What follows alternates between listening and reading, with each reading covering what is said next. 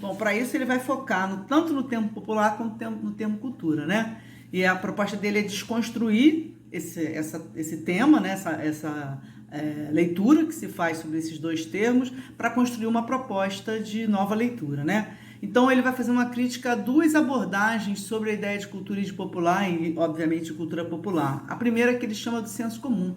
Ele vai dizer que o senso comum ou vai entender a cultura popular como um sinônimo de cultura de massa, então é popular aquilo que vende mais, aquilo que é consumido mais, e aí você vai entender que a cultura de massa virou um lugar de consumo e de mercado, submetido ao capital, submisso ao capital, e nessa leitura a cultura popular passa a ser vista como um passivo que é influenciado pela ideologia, dominado pela ideologia. A reflexão de perda, né? Isso, de total encapsulamento, que é o que ele vai falar, né? Você enxerga a cultura popular, nesse caso, como uma cultura degradada pela vida urbana industrial capitalista e que, portanto, é um lugar da ideologia e que não tem nada de autêntico, nada de original, onde os sujeitos são todos ali no lugar da passividade. Ou, numa lógica binária, a cultura popular como verdadeira, como autêntica, como heróica, aquela que não está no mundo da cultura de massa, aquela que preserva sua autonomia pura, aquela que não se vende, né? Isso, e que, como no mundo híbrido urbano tende a desaparecer, teria, portanto, uma visão romântica que ela teria ficado no passado, né?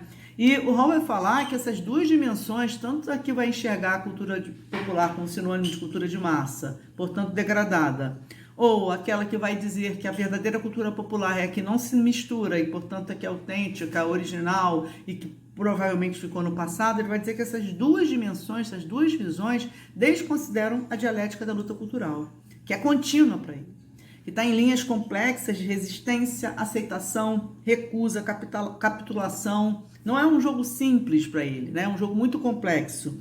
O campo da cultura para ele é esse campo de batalha permanente, cujas vitórias, quando você tem nesse campo de batalha, essas não são permanentes. A luta é permanente, as vitórias são inconstantes, são instáveis, voltando aos equilíbrios instáveis que fala Gramsci, que é um autor que o Stuart Hall vai citar, não é isso?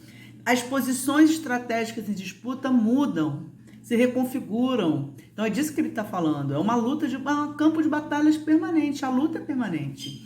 As posições e os resultados aqui não são, por isso que é um deslizamento, por isso que não está fixado, né? Ó, dei uma cozinhadinha, agora eu vou levar ao forno, botei azeite e flor do sal, tá? Vamos ver se vai ficar bom, tô testando isso hoje. A outra concepção de cultura que ele vai criticar, a primeira concepção é essa do senso comum, que entende ou como capitulação ou como resistência. Então ele fala, esse binário não nos serve.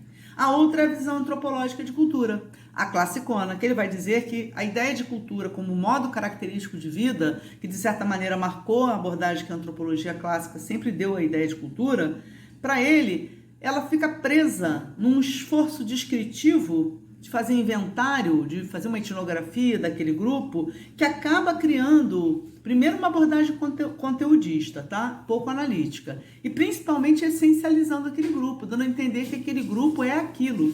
E ele vai falar que você precisava ter um foco maior nas forças, nas relações de força, não é isso? Nos princípios estruturantes que vão sustentar aqueles modos de ser naquele momento histórico e com as lutas internas que ele tem, tá certo? Então, essa construção das distinções, das diferenças que você vai encontrar dentro da cultura, para ele são estruturas e que têm que ser pensadas como relações de forças, não como um inventário de essências, uma descrição que absolutiza o grupo. Então, ele também faz uma crítica a essa abordagem.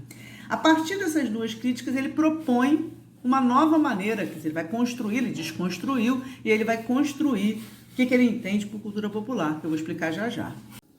Olha, minha gente, os tipos de batata baroa, bonito, deixa eu ver se tá gostoso, peraí.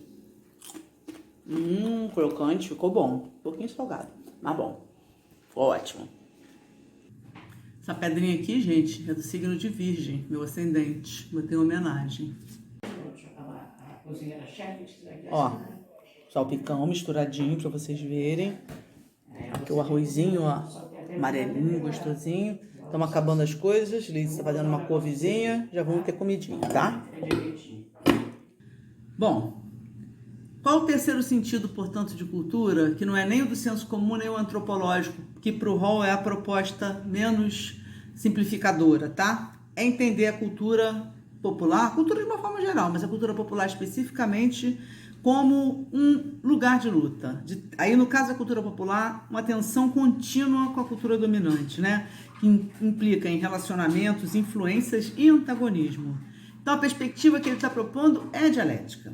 É isso? Uma dialética que permita você entender a relação, a perspectiva relacional, a perspectiva processual, porque para ele cultura é processo. Já falei isso no outro texto, estou recuperando aqui. Cultura popular, portanto, também é um lugar de processos, em que você vai ver essa luta se fazer das mais diversas formas, né? Então, para ele, é essencial você pensar a relação entre a cultura, a dimensão gramsciana da hegemonia e da contra-hegemonia, certo? Porque ela é lugar de exercício do poder hegemônico, mas também é lugar da disputa contra-hegemônica, onde você vai tentar quebrar exatamente as construções dos consensos hegemônicos.